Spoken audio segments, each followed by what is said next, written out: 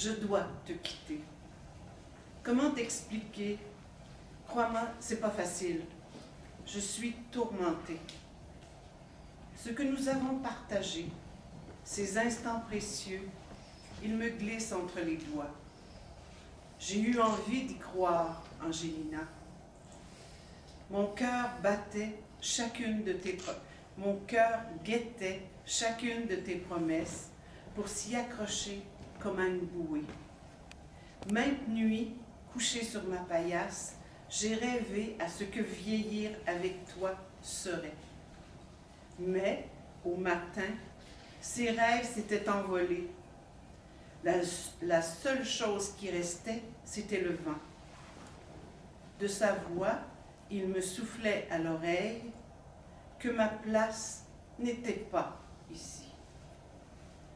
Apparence que je ne peux la faire taire, elle qui me réclame.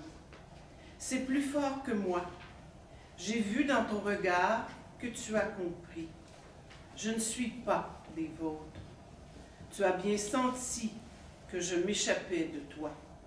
Je t'ai vu essayer d'apaiser ce feu de liberté qui brûle en moi. Mais, Angelina, comment dompter l'indomptable? J'ai toujours su que la route me reprendrait. La gypsy me l'avait bien dit. C'est comme une ivresse que je ne peux contrôler. Faut pas penser que j'ai voulu te blesser. Je te le dis, rapport que j'ai une grande affection pour toi. Je ne veux pas être celui qui te fera verser des larmes. Je dois suivre ma trace. Souviens-toi de moi, mais surtout, n'oublie pas cette flamme qui s'est aussi réveillée en toi. Je l'ai vue, moi, cette flamme, vue de mes propres yeux, et je sais que toi aussi, tu l'as saisie. Ne la laisse jamais s'éteindre. Tu m'entends, Angelina? Garde-la bien vivante. Ne laisse pas la nuit tomber sur ton cœur. Garde ouverte ta fenêtre pour que la lueur de la lune puisse continuer à briller et que des milliards d'étoiles tombent dans tes mains pour adoucir ta peine. Moi, j'aurais été qu'une simple étoile parmi tant d'autres. Ma chère Angelina, j'aurais aimé avoir la force de te souffler tous ces mots avant de partir. Quoi c'est que je peux faire? J'ai beau puiser au fond de moi, je ne le trouve pas, ce courage-là. C'est mon seul regret. J'aurais voulu pouvoir te regarder dans les yeux et te dire tout le fond de ma pensée. Ça me rend malheureux de songer que lorsque tu te lèveras demain, je ne serai plus là. Sûrement que ce silence sera plus douloureux que mon absence. Ne m'en veux pas. Peu importe où mes pieds fouleront le sol, ici ou ailleurs, ma belle noire, je penserai toujours à toi. Apparence que je resterai pour toujours cet homme qui n'était qu'un survenant. Survenant.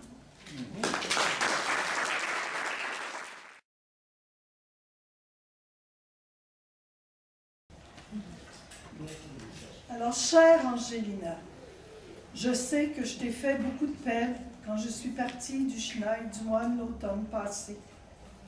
Je ne pouvais pas rester, mais sois sûre que si j'avais pu, c'est avec toi que je serais restée. Cela faisait déjà trop longtemps que j'étais à la même place. Au Chenal, on commençait à me nommer le venant à beau chemin. Le pauvre père Didas commençait à avoir des projets pour moi au lieu de fonder ses espérances sur sa descendance. Je ne pouvais pas continuer à laisser le monde se faire des accroires à mon sujet. Ce soir-là, Angelina, ça m'a tout pris pour te laisser. Nos sentiments ne sont pas possibles. Nos vies ne s'accordent pas. Moi qu'on surnomme le grand Dieu des routes, j'aime trop la vie des chemins. Aller là où mes pieds me mènent, sentir les vents salins me friser les cheveux, comme pas un de vos bigoudis féminins peuvent le faire. Et je l'avoue, j'aime aussi trop mon vice pour changer. Pour se marier, il faut une adresse, quelque chose à offrir. Et moi, je n'ai rien d'autre à t'offrir qu'une vie de vagabondage, avec le butin sur le dos. Je n'ai même pas de nom. Le monde te traiterait de gypsy. Ce n'est pas raisonnable, ça, la noire. Toi, tu as tes fleurs et ta maison, et puis, à la longue, tu finirais par me haïr de t'avoir enlevé à ta vie. Et puis, prendre la maison et la terre de ton père, je ne peux faire ça non plus. Je ne suis pas un profiteur. Le chenal du moine est trop petit pour moi. As-tu pensé à tout ce que le monde dirait de toi? Les mauvaises langues sont nombreuses, et je n'apporterai que honte et déshonneur sur votre famille. Tu sais aussi bien que moi qu'il n'y a qu'une façon de vivre au chenal du moine, et je ne pourrai pas m'y faire bien longtemps. Redresse-toi, la grande, et arrête de pleurer pour moi. Je suis bien, je continue ma route, et je fais ce pourquoi je suis née. Fais-en de même, toi aussi. Je te connais, Angelina Desmarais.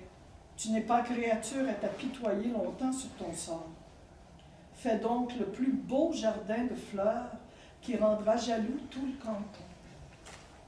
De temps en temps, sens le soleil sur ta peau, écoute le vent, regarde vers l'horizon, aussi loin que tes yeux peuvent voir, et dis-toi que, quelque part, là où je suis, je fais la même chose.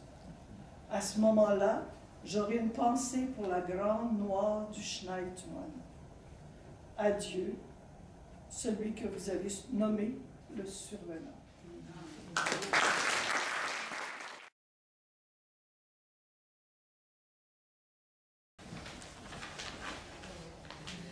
Douce et taciturne Angelina.